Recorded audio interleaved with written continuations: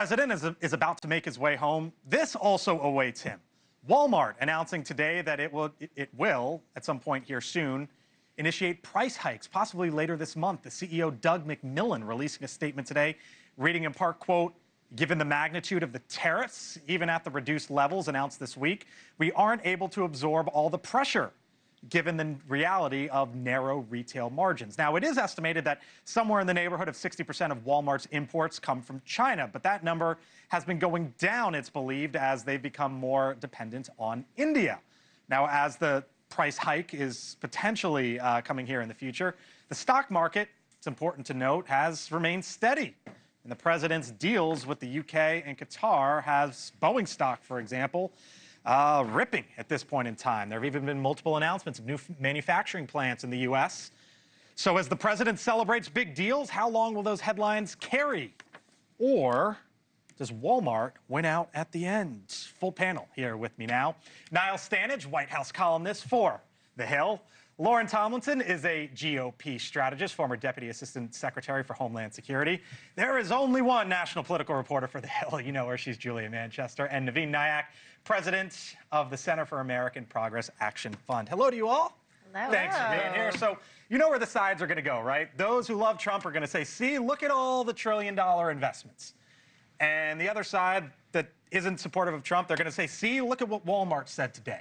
But I don't think you can really look at one without the other, given the tariff policies, what he's trying to accomplish, and the reaction from that. So at the end of the day, Lauren, what kind of cuts through as the president will be on Air Force One tomorrow and heading back here stateside? Yeah, I think unfortunately for the president, the timing of these deals is lining up with earnings seasons. So Walmart was just the first. We're going to have Target, Home Depot, and Lowe's, all very customer-heavy discount firms, right?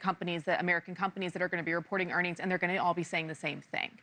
So Walmart was just the first to lead on this, but I expect that they're all going to get these investors all these questions from their investors, and they're all going to have to answer truthfully.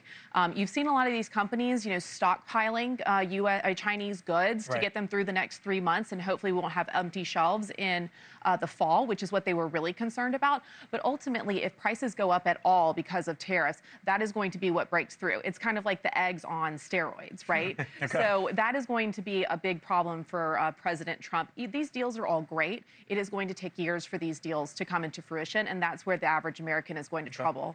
Yeah, I feel like it's Groundhog Day for Democrats. Try this, right? President Biden had huge investments. The CHIPS Act, the Inflation Reduction Act. You had companies building, creating huge investments. It didn't matter for the American people. Yes, it mattered. They tried to sell it. What mattered is what was the cost at the grocery store? What was the cost at the pump? Walmart, the largest employer in America, huge amounts of Americans, low-income Americans who shop there, they're going to feel that. So the president was asked a question about Russia and Ukraine. Let's roll it real quick, and I'll explain why on the other side.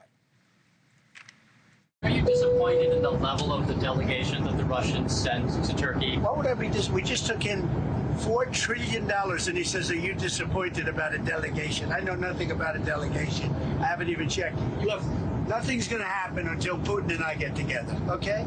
The point there is he was asked about, are you disappointed about something else? And he's like, why would I be disappointed? Trillions of dollars are coming in. Right. And we know that President Trump has been increasingly frustrated with Vladimir Putin, so he doesn't want to necessarily be asked about that. And also, on top of that, you have a lot of members of the president's own party on Capitol Hill who have expressed a lot of concerns about some of these deals he's made abroad. And there was, of course, the Qatari jet. And, to Naveen's point, I think it's all about, what Americans are feeling.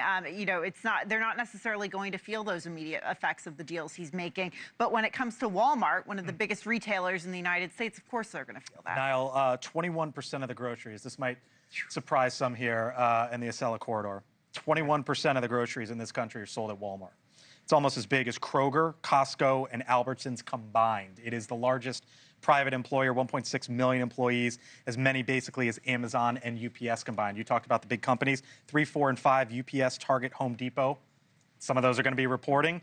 That's basically the employee base of Walmart.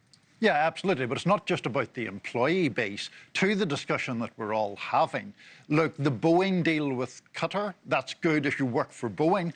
There are a lot more people shop at Walmart than work at Boeing.